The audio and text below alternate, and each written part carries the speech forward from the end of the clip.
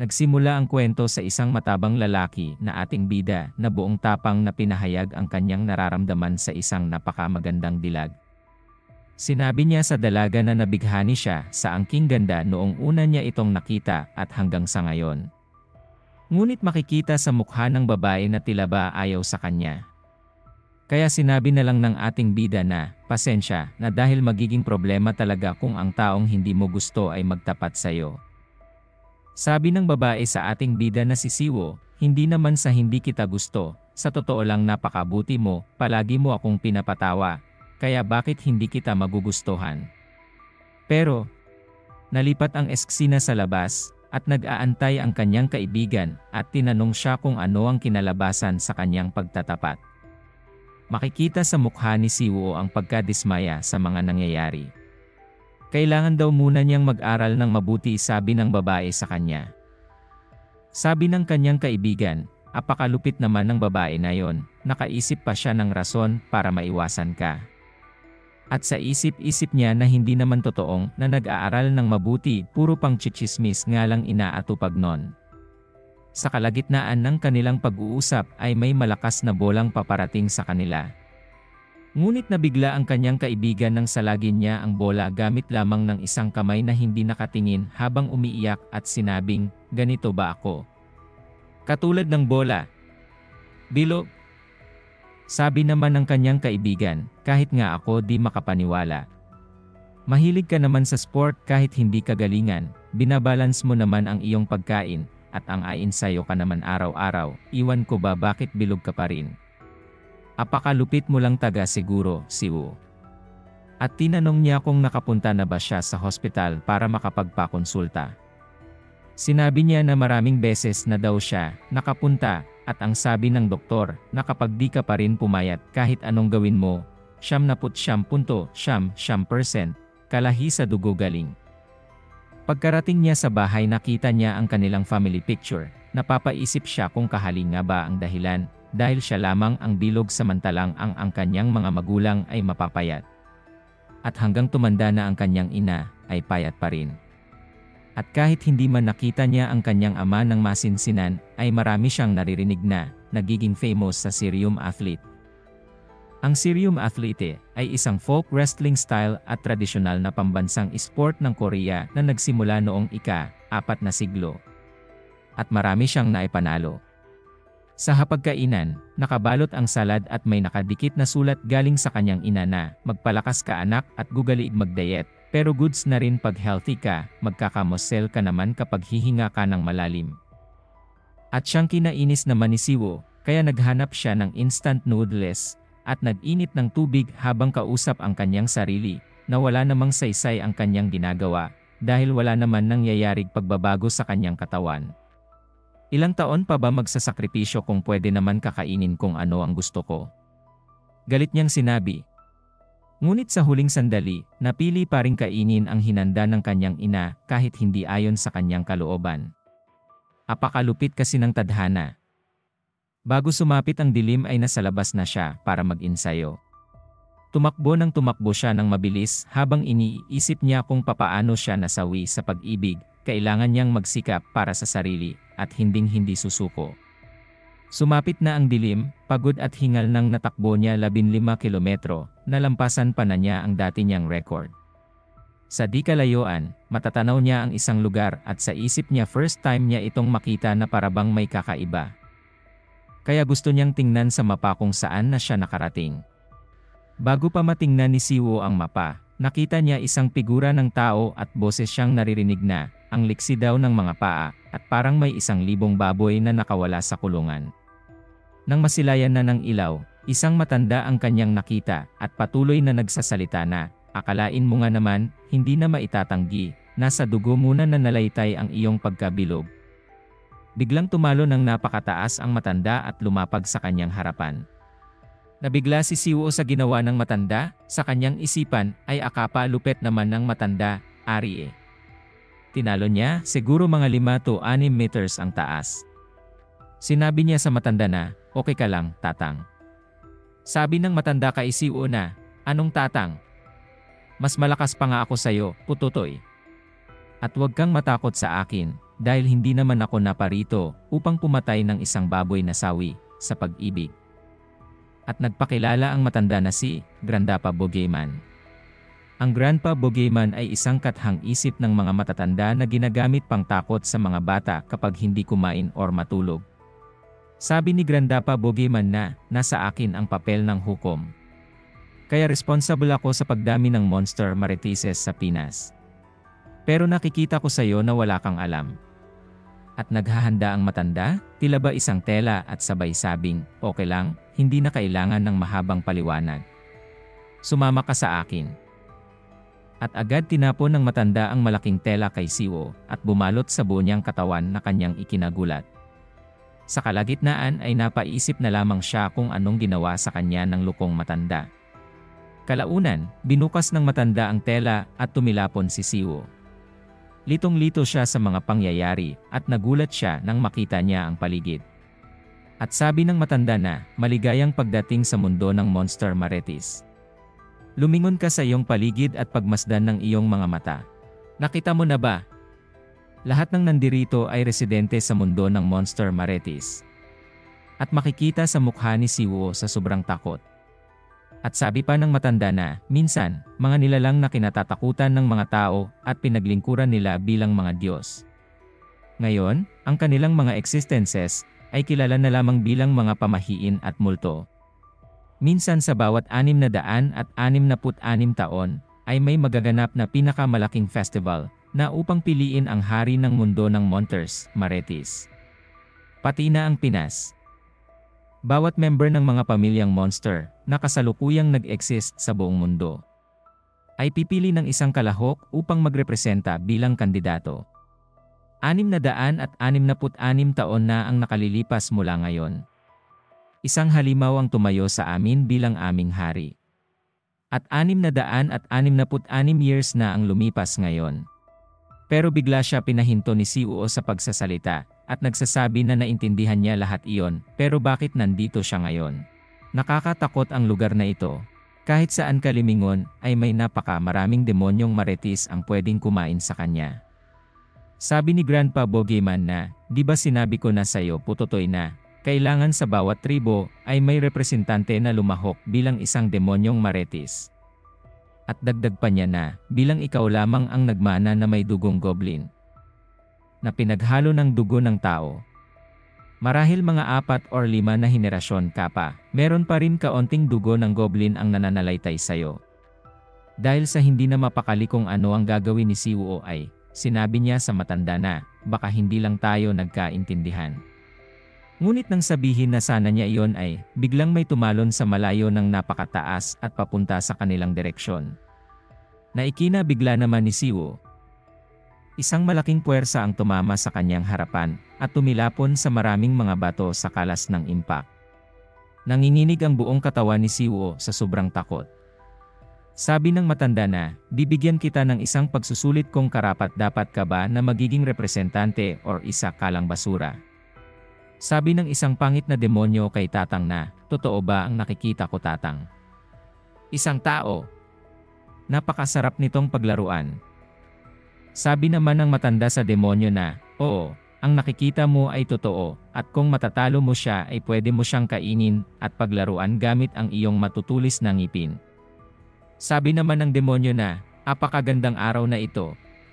Ang swerte ko naman, makakatikim na rin ako sa wakas karne ng tao sa halos 666 years.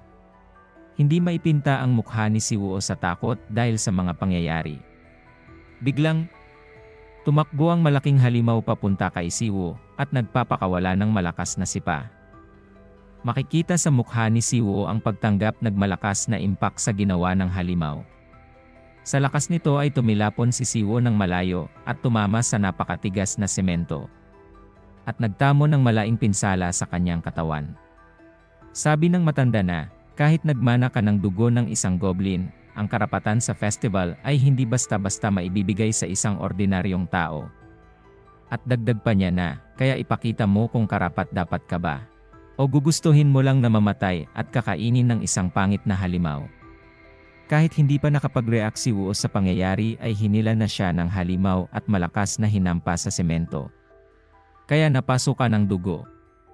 Sabi ng halimaw na, di ko akalaing matigas ka pala. Akala ko lang isa kalang bukol ng karne na nilagyan ng samya sa gitna at ready ng kainin. Ngunit isa ka palang kalyo ng bibig ng isang maretis na napakakunat. Pero di ako kailangan magpapatalo. At ngunguyain na lang kita tulad ng isang bubblegum. At kanya na niya itong tinuloyan gamit ang matulis at malalaking kamay. Sa lakas ng impak ay makikita sa mukha ng matanda na wala ang ating bida. Ngunit, nagtataka ang halimaw bakit parang may puwersa ang tumutulak sa kanyang kamay. At makikita na buhay ang ating bida at nagawa niyang masangga ang ginawang pag-atake ng nalimaw. Dahil sa unang panahon, ang mga goblin ay may mga malalakas na abilidad, isa na rito ang tinatawag na The Infinite o kapangyarihan na walang hanggan. Makikita sa mukha ng lukong matanda ang pagkagulat. At naalala niya ang mga kapangyarihan ng goblin. Na kapag naibigkas na ang isang mahiwagang salita, at natapos ito ay nagiging isang napakalakas na kapangyarihan. Makikita sa pangangatawa ni Siwo ang pagbabago, at may lumalabas sa kanyang katawan, habang hinahawakan niya ang kamay ng isang halimaw. Laking pagtataka ng halimaw bakit sa isang iglap ay nagiging malakas na ang kanina'y matabang baboy. Na gustong-gusto niyang kainin.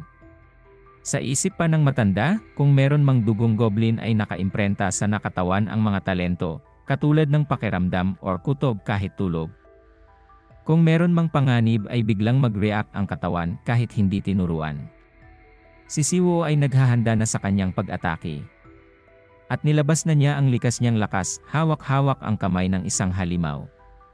At isang abilidad ang binitawan ng ating bida sabay pabaliktad, Goblin Serum. Mountain Flip. At sa lakas ng impact ay tumilapon ang mga bato at lupa. Napagtagumpayan niyang patumbahin ang isang malaking halimaw gamit lamang ang kanyang maliit na katawan. At nag-aktibo na ang kanyang katauhan bilang kalahating tao at kalahating goblin.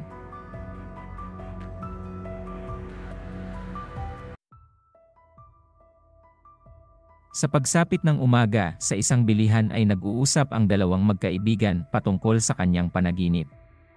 Dahil nakakita siya ng matanda na si Grandpa Boogeyman. At isinama siya papunta sa isang mundo na maraming halimaw at isa sa kanila ay nakalaban niya. Ngunit dahil sa kanyang sobrang takot ay wala na siyang nagawa at nabugbog ng malubha. Pero sa hindi inaasahan ay nagising ang kanyang kapangyarihan at kanya itong ginolpi. Sabi naman ng kanyang kaibigan kay Siwo na ating bida ay, totoo ba? Sobrang lupet naman pala ng panaginip mo pre.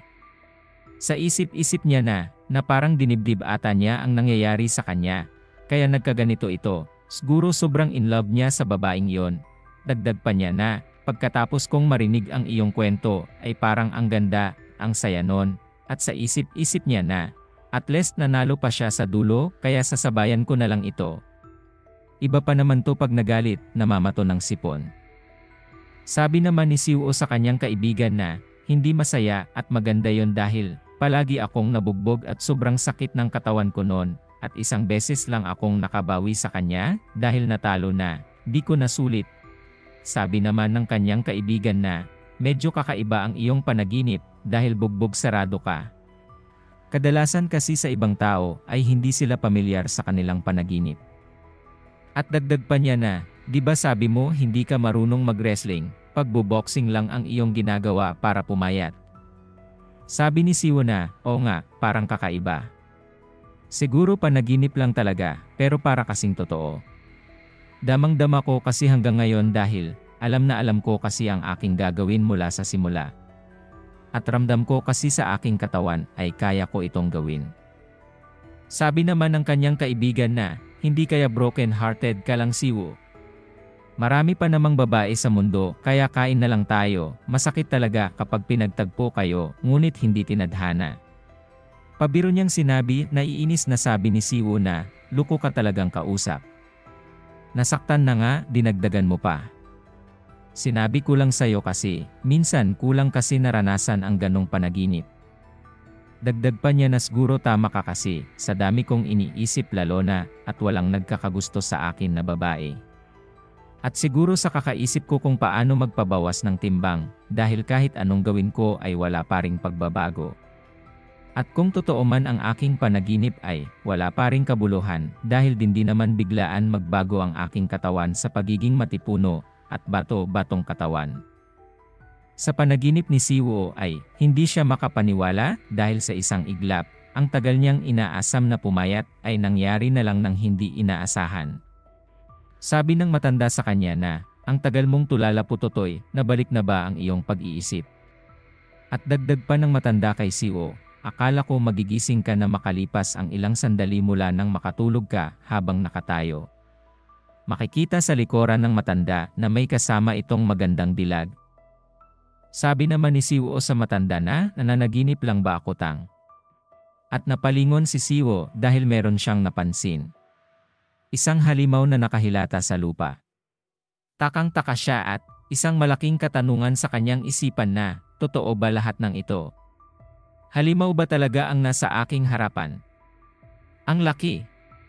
Naitumba ko ba ang malaking halimaw na ito? Anong nangyari sa katawan ko? Paano na ang bahay? At makabalik pa ba ako? Gulong-gulo siya sa mga nangyayari. Sabi ng matanda sa isang magandang dilag na, ano sa palagay mo? Sabi naman ng babae sa matanda na, sa totoo lang, dismayado ako kaunti. First time ko kasi makakita nagkalahating tao at kalahating goblin or duwende. At dagdag pa niya na, ngayon nakikita ko na siya sa personal ay, anong mapapala natin sa isang kaawa-awa at tanga ang meron siya?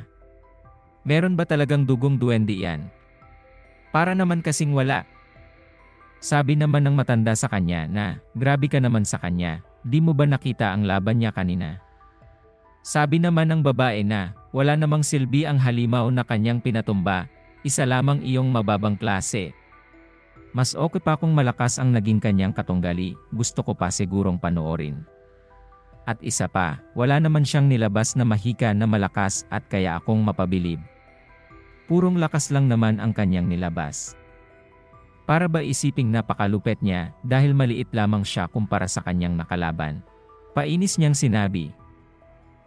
Naputol ang kanilang pag-uusap nang magsalita si Siwo na, mawalang galang sa inyong dalawa. Tapos na ang pagsusuri di ba? Pwede na ba ako makauwi sa amin? Biglang lumapit ang matanda at nagsasabi na, pinapakita mong karapat dapat ka at natapos na ang pasusuri ko habang tulala ka kanina. At uulitin pa natin nag-isang beses.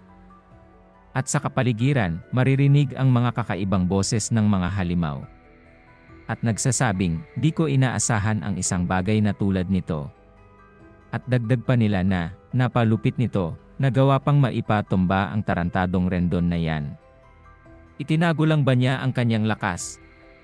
Parang di ka panipaniwala, sa bagay parang makikita naman sa kanya na meron pa ring halong dugong duwende na nananalaytay sa kanya. Matagal-tagal na rin akong di nakakita ng isang goblin serum. At nang tumahimik na ang lahat, binagsak ang tungkod ng matanda at nagsalita na, ako si Grandpa Bogema na kasalukuyang manghuhukom sa mga halimaw dito sa Pinas, nagbibigay ng patas na paghuhukom, daan-daang mga halimaw ang nadirito at nakakita sa mga pangyayari bilang saksi. Naideklarang si Choi Siwo ay hindi isang tao kundi isang halimaw. Kung sino man ang hindi tototol ay pwede na kayong makaalis. At ipakalat nyo ang balita sa buong Manila hanggang sa Tawi-Tawi kung ano ang naging kaganapan dito. Habang papaalis ang mga halimaw ay may sinasabi na, hindi inaasahang makatagpo ng isang duwende, magiging maganda at kawili-wili kaya ang magaganap na festival. Nang nakawala na ang lahat, ang matanda ay nagsasabi na, kung isa ka ng halimaw ay pwede na mailagay ang iyong pangalan sa listahan ng mga halimaw. At wala nang magtangkang saktan ka or patayin ka, pwera na lang kung meron silang valid na rason. Sagot ni Siwo sa matanda na, parang mas maganda ang iyan tatang, kaso kailangan ko nang bumalik sa amin. At bigla niyang naisip na, paano kung wala silang valid na rason? Patay ako. Sumabat at pagalit na salita ng babae na, nakakainit naman ng ulong taong ito, nagtanga-tangahan ka lang ba or sadyang tanga ka lang talaga? Hindi mo ba narinig? Na isa ka ng halimaw, dagdag pa niya na, maliban kung makakuha ka ng abilidad or kakayahang itago ang iyong pagkakakilanlan sa mga tao bilang isa ka ng halimaw. Kapag ang isang halimaw ay hindi pa nakaabot ng 500 na taon ay hindi pa makapunta sa mundo ng mga tao. Sabi naman ni Siwo na, oy, hindi naman ako ang naghahanap ng problema dito, wala naman akong sinaktan at namumuhay lang naman ako ng mapayapa. Sabi naman ng matanda kay Siwo na, ay nagpaparinig, bueno. Kung hindi mo naintindihan, wala na akong magawa, mas mabuti pang patayin na kita. At nagpalabas ng malakas na aura ang matanda na siyang ikinagimbal ni Siwo. Makikita sa mukha ni Siwo ang pagkatakot at damang-dama ang malakas na kapangyarihan ng matanda. Pero nabigla siya nang biglang nag-rake ang kanyang katawan at nakaatras ng may distansya. At nalampasan pa niya ang malaking halimaw. Hindi ko ba nasabi sa iyo Siwo na pagkatapos ng 666 taon ay kailangan palitan ang bagong hari ng mga halimaw. At dagdag pa niya na, ang 500 na taon pataas bago makapasok sa mundo ng mga tao ay isang batas na ginawa ng kasalukuyang hari.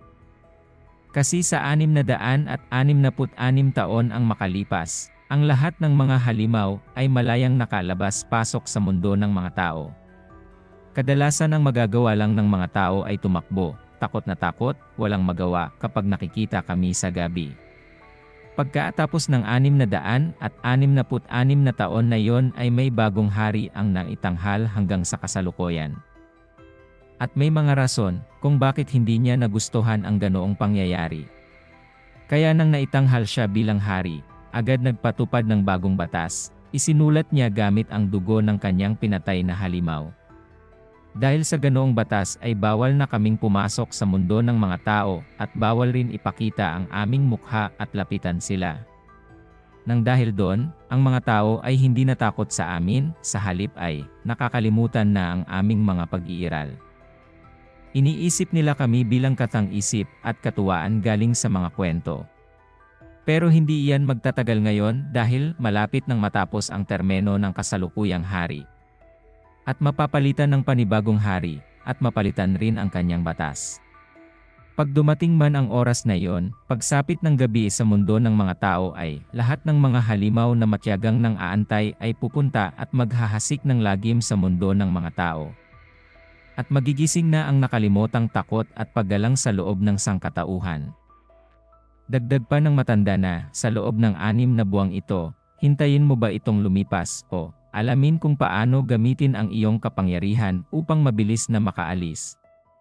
Nasa iyo ang lahat ng desisyon, sabi ni Siwo sa matanda ay, paano ba palakasin ang aking kapangyarihan? At kung makaya kong palakasin iyon ay, gaano ba kalakas para tatawaging hari ng mga halimaw? Sabi ng matanda kay Siwo na, oy parang interesado ka na Pototoy, ano ba ang nasa isip mo? Mga determinadong mata ni Siwo. Ano kaya ang mga mangyayari sa mundo kapag tuluyang nakapasok na ang mga halimaw? Sabi ni Siwo sa matanda na, itataboy ko sila at ipagtatangol ko ang sangkatauhan. Ano namang magagawa ng isang lalaking 17 taong gulang, imposible magawa ang ganoong pangyayari. Pero, merong isang bagay na mangyayari kapang napakadelikado ng mundo ng mga tao ay, puprotektahan niya ang mga mahal niya sa buhay, kahit anuman ang mangyari. Sabi ng matanda sa kanya na, mabuti, maaaring hindi iyon problema dahil, ang dugong duwende na dumadaloy sa iyo ay napakalakas. Dagdag pa niya na, hindi ka man katulad sa mga purong duwende ay, kung kaya mo namang mapalakas ang iyong kakayahan kahit sa kalahati, ay pwede na rin. Makayanan mo nang ipagtanggol ang iyong mahal sa buhay. Ngunit may posibilidad na hindi. Kaya hindi naman alam ang mangyayari. Kung magawa mo mang manalo sa festival at magiging isa kang hari ay, pwede mong ipagpatuloy ang batas nagkasalukuyang hari. At sumausaw na naman sa usapan ang babae na, huwag ka nang magsalita, nag-impossible tatang. Dahil ba natalo niya yung mahinang si Rendon? Di ganon kadali. Tingin mo ba mananalo yan sa festival? Di nang natin alam kung sa first round lang yan. Wala yan chance na mabuhay. Magiging mabait ka naman sa kanya, sabi ng matanda sa babae. At sabi naman ng matanda kay Siuna, pag-isipan mo yon ng maigi. At di ko pa pala na ipakilala sa'yo itong kasama kong babae. Siya nga pala si Silwa, katulad mo isang batang partisipante sa festival para din sa kanyang kababayan. At bakit mo naman sinabi sa kanya ang aking pangalantang? Painis na sinabi nagbabae. Di ko na kailangan makita pa ang pagmumukha niya, at saka di man ako naparito para makipagkilala sa kanya. Di ba sabi mo na kukunin mo ang test para magiging kwalipikado ka na makapasok sa mundo ng mga tao? Siguro ulitin mo pang banggitin yon, yari ka na sa akin. Sabi ng babae. Sabi naman ng matanda kay Siuna, yang batang iyan ay tulad mo rin ng sitwasyon. Kahit napakaingay niyan ay gusto rin makapunta sa mundo ng mga tao. Patuloy kong ipinagpapaliban ang pakikitungo sa kanya dahil na punong-puno na ngunit palagi pa rin akong kinukulit at kukuha siya ng pagsusulit. Biglang napaisip si Siwo sa sinabi niya na 6 na buwan na lang ang itatagal at pwede na pumasok ang mga halimaw sa mundo ng mga tao. Sabi naman ni Silwa sa matanda na, una sa lahat bakit ba kailangan pa akong kukuha ng pagsusulit? Kung transformation magic ba or monster force, mayroon nga hindi mabilang na mga halimaw na mas mahina pa kaysa sa akin, ay natutulog lang sa loob ng 500 taon. Sabi naman ng matanda kay Sulwa na, alam ko naman yan, kaya naman mahirap husgahan ang iyong mga kwalifikasyon ng madalian. Para hindi agad malantad sa mga tao, kaya hindi lang basic na kakayahan ang matutunan at kundi ang sariling pasensya at mahinahon sa sarili. Sabi naman ni Silwa sa matanda na, naintindihan ko naman ang ibig mong sabihin tang. Kaya sana hindi lang ito excuse para maiwasan ang pakikitungo mo sa akin. Kalokohan. Sabi naman ng matanda na, di na sana kita tinawag dito ngayon kung yan ang iniisip mo. Ang festival ay papalapit na, 6 na buwan na lang at mawawala na ang lumang batas. Bakit ko pa ba isasama ang iyong kapritsyo kung sobrang busy ko? At dagdag pa niya na, gayon pa man, ito ang magandang pagkakataon. Kung maaari kang makisama sa mga tao nang walang anumang problema, mas magandang pagkakataon ito ngayon upang makita kung papasa ka ba. Tulad ng nakikita mo na, si Choi Siwoo ay isang tao. At walang mas mahusay na paraan upang hatulan ang iyong mga kwalifikasyon kaysa dito. At makikita sa mukha ng babae ang pagkagulat. Dagdag pa ng matanda na, bibigyan kita ng isa pang pagkakataon hanggang katapusan ng buwan. Dapat maturuan mo siya ng basic sa pagiging halimaw at transformation magic. Kung makikita kung merong pagbabago pagkatapos ng isang buwan ay magpapasya ako kung kwalipikado ba kayong dalawa na maglakbay sa mundo ng mga tao. Painis na sinabi ng babae sa matanda na, huwag kang magsalita ng walang kabuluhan tang. Itong taong ito. Natuturuan ko hanggang sa katapusan ng buwan. Mas maganda sana kung diretso mong sinabi sa akin na hindi mo maibibigay. Kaysa naman makasama ko itong tangang ito. Sabi naman ng matanda na, kung yan ang iniisip mo, mag-antay ka na lang ng 6 na buwan. Ano naman ang kaibahan kung ilang buwan lang ang pagitan, nasa iyo na ang desisyon kung tuturuan mo siya or susuko ka na lang. Isang malaking tela ang lumabas at naghahanda na ang matanda para umalis na may sinasabing, sa paningin ko na, naniniwala ako na posible ito. At bumalot na ang malaking tela sa matanda at naglabas ng aura habang papaliit ng paliit. Nagmistulang isang bituin sa langit ang liwanag habang ang dalawa ay nakatingala. Sa pagkaalis ng matanda, nagsalita si Silwa kay Siuna, alam ko na walang kabuluhan kung magtanong sa iyo ngunit magtanong pa rin ako. Alam mo ba kung ano ang Monster Force? Sabi naman ni Siuna, hindi ko alam iyan. Sabi ni Silwa na, sabi na nga di mo alam. Wala na rin akong magawa. At makikita sa mukha ni Siwo ang pagkagulat na tila ba may mangyayari. Sa likod pala ni Silwa ay may halimaw at buhay pa, ang kanina niyang pinatumba na si Rendon. Tinanong si Siwo ni Silwa na, bakit ganyan ka makareact? At nagsalita na nga ang halimaw na, maliit na lubo. Ang kutiting na nasa iyong harapan ay akin yan. Saan ba ang matanda pumunta? Di pa tapos ang laban. Sabi naman ni Silwa na, Isa kang malagkit at ang mahal ng rice mo, nang dahil sa'yo na isang mahinang nilalang, puro ka lang daldal at malakas ka lang sa salita kaya ang mga halimaw ay iniinsulto ng mga tao. Nanginginig sa galit ang halimaw at hahampasin na niya si Silwa ng malakas na puwersa habang sinasabi na, "Ikaw anak na putakte ka." Pasigaw niya. Sa mga halimaw kasi magkaiba, hindi atulad sa mga tao na, kung saan walang superioridad sa pagitan ng mga lahi. Sa mga halimaw kasi, merong malaking kaibahan, lalo na sa mga kalahi, malalaman kasi ang kaibahan ng mga halimaw sa pagitan ng kanilang average na potensyal at ang mga tiyak na kakayahan at abilidad na taglay ng bawat lahi. Malalaman kasi ang kaibahan ng mga halimaw sa pagitan ng kanilang average na potensyal at ang mga tiyak na kakayahan at abilidad na taglay ng bawat lahi. At malalaman din sa kanila kung ano ang kanilang ranggo or level sa ibang lahi.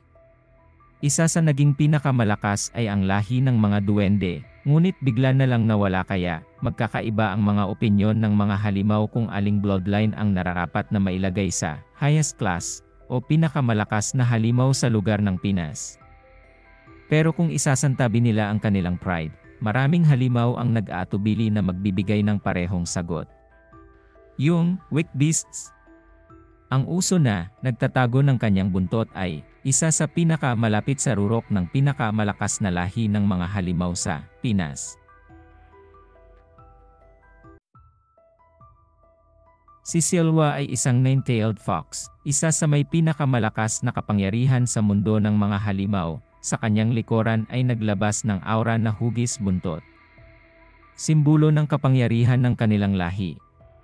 At isang kadinang gawa sa mahika ang nakapulupot sa malaking halimaw. Si Siwo ay namangha at napatulala sa kanyang mga nakikita dahil nagawa ni Silwa na salagin ang malakas na atake ng halimaw kahit na siya ay nakatalikod at hindi makapaniwala sa inilabas na kapangyarihan na taglay ng babae. Gayunpaman ay, kailangan pa rin niyang tanggapin at iangkop ang kanyang sarili sa bagong mundo. Sabi ni Silwa kay Siuna, "Nakikita mo ba itong ginawa ko, Flappy Boy? Ito ang tinatawag na mahika. Isang kakayahan na kailangan ng enerhiya at lakas para ito maipalabas." Dagdag pa niya na, may dalawang klase kasi ng mahika. Tinatawag na unique magic at acquired magic. Pagkatandaan mo yan. Alam mo na siguro kung ano ang unique magic, example na lang yung ginawa mo sa kay Rendon kanina na, The Goblin Serum. Kakayahan ng inyong kadugo, mga kalahing duwende. Usapang paggamit naman ay madali lang, hindi na kailangan ng anumang pag-aaral, at ito ay kasing dali ng paghinga kapag nasanay ka na. Pero kapag acquired magic ang pag-uusapan, ay iba na dahil, kahit anong halimaw ay pwedeng makagamit kapag ito ay kanilang pag-aralan. Dahil kailangan ang matoto at pagsasanay. At di pa kasali doon ang sarili nilang abilidad. Nakita mo itong si Rendon ay hindi na makagalaw sa ginawa ko. Pinababayaan kasi niya ang kanyang pagsasanay dahil siguro sa malakas na nitong katawan at malaki. Kaya ngayon ay binababoy ko na, gamit ang mga mahikang kadina. Isa ito sa mga example sa mga bulok na halimaw at wala itong binatbat sa akin. Gayunpaman magsimula na tayo, tuturuan na kita. Pero sasabihin ko na sa'yo ngayon ng maaga na dapat hindi ako maiinis habang tinuturuan kita, maliwanag. Kapag ka di ko nagustuhan, makakatikim ka sa akin kung ano ako magalit. Kapag hindi ka pa handa ay habang maaga pa, ngayon pa lang ay wag mo nang ipagpatuloy. Magiging sagabal ka lang sa akin. Mahihirapan ka lang kasi. Baka mapatay lang kita kung magkataon kapag di ko nagustuhan. Sabi naman ni Siwo na, kahit ganon, kapag tuturuan mo ako ay gagawin ko lahat ng aking makakaya kahit anong hirap. Kailangan ko kasing matoto kahit anuman ang mangyari. Wala na kasi ako sa lugar na kailangan kong mag-alala para sa kinabukasan, nandito ako sa mundo ng halimaw. At hindi ko alam kung ano pang panganib ang dadating sa akin dito. Sabi naman ni Silwa na, okay sige kaso, sa tingin ko mabigo ka lang. Pero ok na rin kaysa naman hindi mo susubukan. Diba? Kaya kakain muna tayo bago magsimula. Pagtataka sinabi ni Siu na, kakain ba? Sabi naman ni Silwa na, di ba kasasabi kulang sa'yo na, kailangan ng enerhiya kapag magpalabas ng mahika. Mga kapangyarihan ng lahat ng naninirahan sa mundo ng halimaw. Kadalasan kasi ay makukuha sa pamamagitan ng paghinga sa hangin, pagkain, at pag-inom ng tubig galing sa mundo ng halimaw. Pero ikaw na kararating mo lang ngayong araw ay wala ka pa. Ang meron lang sa'yo ay ang mga kinain mo sa mundo ng mga tao. Kaya ang enerhiya na mayroon ka ay malamang mula lang sa iyong kapanganakan. Alam ko gutom ka na, di ba? Dahil sa buwis buhay mong ginawa kanina, sino ba naman hindi magugutom niyan? Sabi naman ng Siwu na, hindi naman siguro dahil wala naman akong nararamdamang gutom. Ngunit sa hindi inaasahan pangyayari, nanginig ang kanyang katawan at lumitaw ang naglalakihang ugat na may kahalong enerhiya. Paungol niyang sabing, gutom ba itong aking nararamdaman? Sabi naman nagbabae na, sabi ko naman sa'yo kanina pa, pakipot ka pa kasi. May kaunti ka na lang na lakas ang naiiwan. Dahil sa lakas na iyong binitawan na atake kanina, malamang maghihina ka pagkatapos nun. Madali lang naman ang solusyon niyan. Lumapit sa likod ni Siwu o si Solwa at bumolong na, tingnan mo sa harap natin, nakikita mo ba yang si Rendon? Meron kasing batas para sa mga halimaw na, kung magdeklara na ang judge na may nanalo. Ang buhay at kamatayan ng natalo ay nakasalalay sa nanalo. Kaya ang pagpatay at pagkain ng isang natalong halimaw ay okay lang at napaka-epektibo at napakabilis na paraan para makukuha mo ang hinahangad na enerhiya. Sa kanyang laki ay sapat na para ikaw ay mabusog at mapuno ng enerhiya. Pagkatapos binulungan ni Silwa ay, naglakad na si Siwu papunta kay Rendon na parang bang wala na sa kanyang sarili dahil sa sobrang gutom. First time kasi niyang naranasan ang iyong pakiramdam. The demonic hunger. At nadagdagan pa sa bulong ni Silwa na isang nine-tailed fox. Kaya ang nasa isipan lang niya na kailangan niyang pumatay. Pero isang bagay na hindi naisip ni Silwa dati ay, ang mga duwende ay natural na hayok sa dugo na kanilang papatayin, lalo na ang malakas at masustansyang pagkain. Kaya bilang naiba ng tatargetin si Siwu, at naghahandang umatake sa babae, habang nanglilisik ang mga mata nito sa pagkahayok sa dugo. Sabi naman ng babae na, oy, tingnan mo nga naman. Ako pa yata ang titirahin nito. Ay. At kinumpas ang kamay ng babae para maghanda ng isang atake na sinabing, kadena lumabas ka. Isang malakas na enerhiya ang pinakawala ni Silwa at pagkatapos makikita na nakapulupot na sa katawan ni Siwu ang kadena na gawa sa mahika. At sinabi ni Silwa na napili mo pang ako ang harapin. Kalokohan. Kahit sobrang gutom na gutom ka na ay huwag kang maging arogante. Sa tingin mo ba sa katayuan mo na isa lang kalahating halimaw ay, kaya mo akong pabagsakin at kainin? Makikita pa rin sa mga mata ni Siwu ang pagkahayok sa dugo, kahit na nakapulupot ang malaking kadena sa kanyang katawan. At dagdag pa ni Silwa na, sa tingin mo ba ganun lang ako sa dali para sa'yo? Kalokohan! Isa ka lang kalahating halimaw, kailangan ko na sigurong baguhin ang iyong pag-ugali. Pero sa isang iglap ay, biglang nawasak ang kadena na nakapulupot sa katawan ni Siwu. Natulala at napaisip si Silwa na, nawasak niya ang malakas niyang kadena gamit lamang ang purong lakas ng kanyang kamay, ito kaya ang lakas ng mga duwende, kahit malaki at malakas ang katawan ni Rendon ay hindi nga makawala. Pagkawala ng kadena sa katawan ni Siwu ay, naghahanda na naman ng pag-atake sa babae. Sa sobrang lakas ng kanyang paghahanda, ang kanyang inapakan na lupa ay makikitang nawasak at napaka-maraming nagsiliparan sa paligid. Habang naghahanda si Silwa sa mangyayari.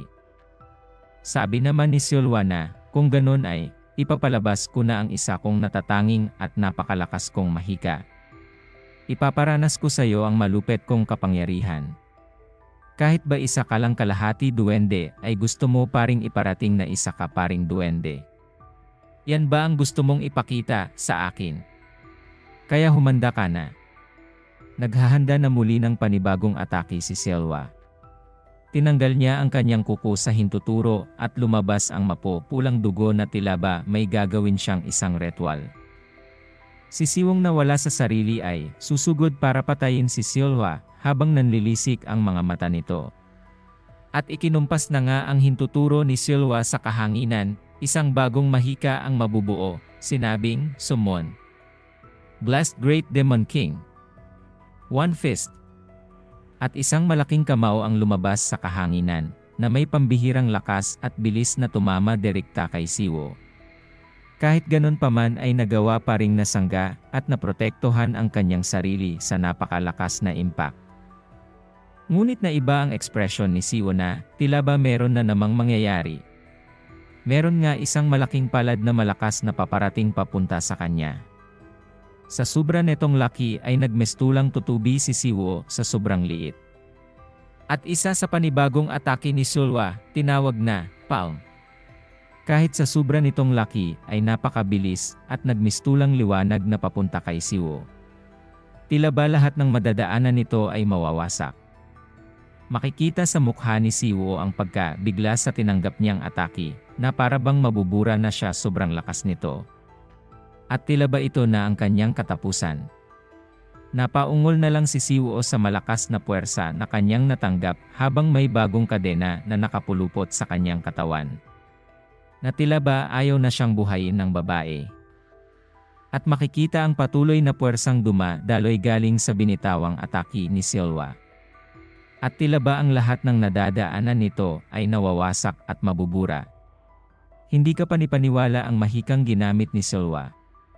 Pagkatapos ng atake ay makikita ang isang malaking bangin ang nabuo dahil sa laki at lakas ng atake ni Silwa. Parang dinaanan ng malaking bulalakaw sa langit. Sabi pa ni Silwa na buhay pa kaya siya. Sa hindi kalayuan ay makikita ang figura ni Siwo na nakatayo, ganun pa man ay makikita pa rin na buo pa ang kanyang katawan kahit sa lakas ng atake na kanyang tinanggap. Sabi naman ni Silwa na yan ang napapala sa kanya. Tinulungan na nga sa kanyang pagkain, naghahanap pa rin ng iba, tira kasi ng tira. O hinahanap lang niya siguro ang kanyang kamatayan. Dagdag pa niya na, wala naman talaga akong inaasahan sa kanya. Ngunit makikita sa ekspresyon ni Silwa ang pagkagulat at pagkabigla na tila ba hindi makapaniwala sa kanyang nakikita. Na si Siwo ay biglang tinubuan ng sungay na may halimaw na mga mata. Nagising na pala ang tunay niyang lakas. Kapangyarihan ng isang mabangis na duwende. Maging sa mga makapangyarihang duwende ay ilan lamang ang mapipili upang maliwanagan sa kanilang kakaibang mahika. Sa kabila ng kakapusan nito, meron pa ring napakatinding kapangyarihan at ipinakita niya ang simbolo ng kanyang abilidad sa pagiging isang tunay na lahing mga duwende. At makikita ang daladala niyang putol na sungay na may napakalakas at maitim na enerhiya ang lumalabas.